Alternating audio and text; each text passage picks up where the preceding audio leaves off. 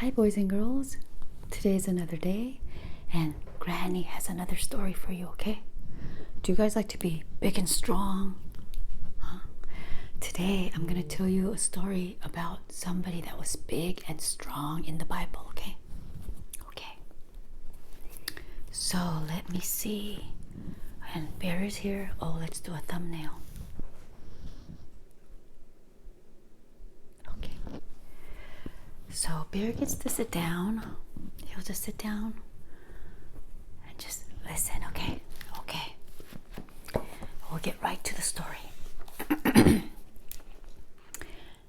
It's called Long and Strong. It was not long before enemies came again.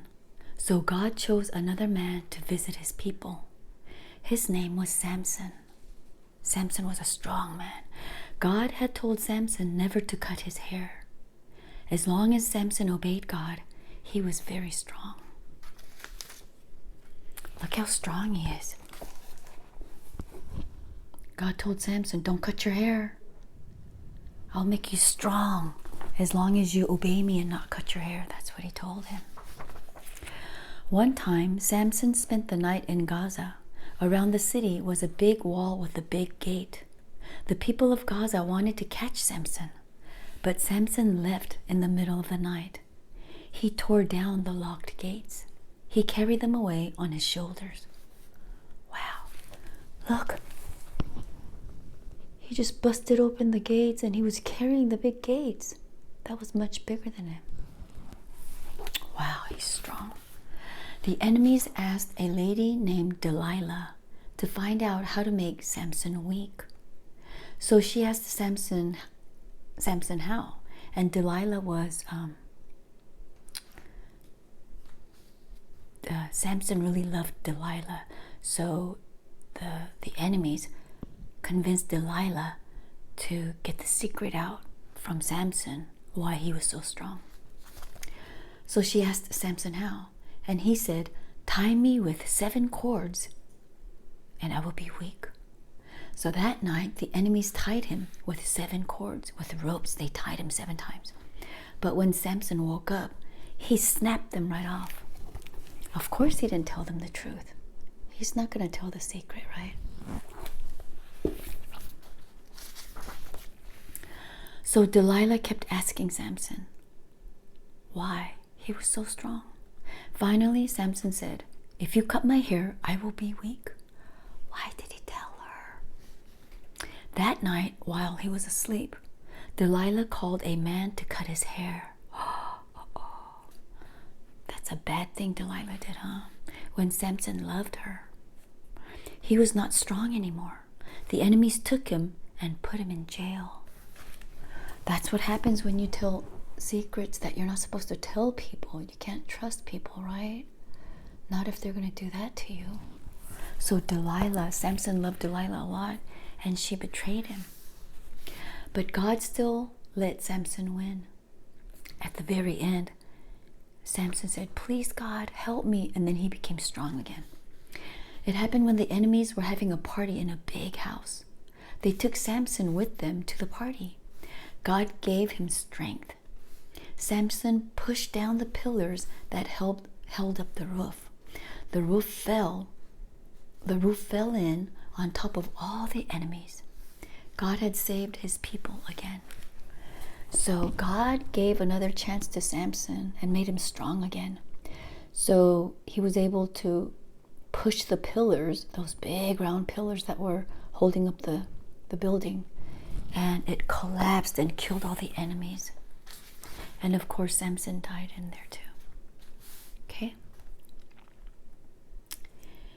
And it's a short story, so I might as well read another story. Do you want to hear another story? This time it's about a woman, okay? And her name is Ruth.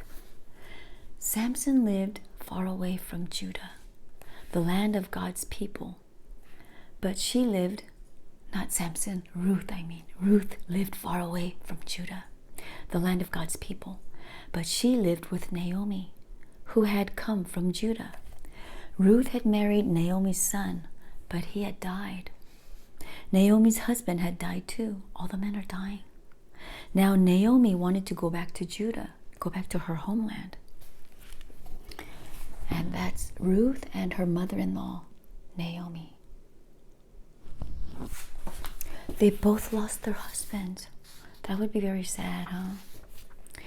Go back to your mother and father, Naomi told Ruth. But Ruth said, please take me with you. I will go where you go. I will stay where you stay. Your people will be my people, and your God will be my God. So Naomi took Ruth with her to Judah. In Judah, Ruth had to work to get food for them to eat. She worked in the fields. She picked up the grain, and that was the grain that was left over after the harvest. So basically, after the people harvested their grains, Ruth would go and get the leftovers, and she would pick that up, and then she would make bread, and she would feed her, her mother-in-law and herself. They were very poor. That's how they survived. The farmer of that field was named Boaz. Boaz knew that Ruth was helping Naomi.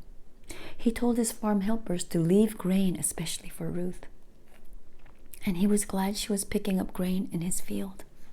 And Ruth knew that Boaz was a kind man. Boaz fell in love with Ruth. He married her, and they had a baby named Obed, and they were happy together.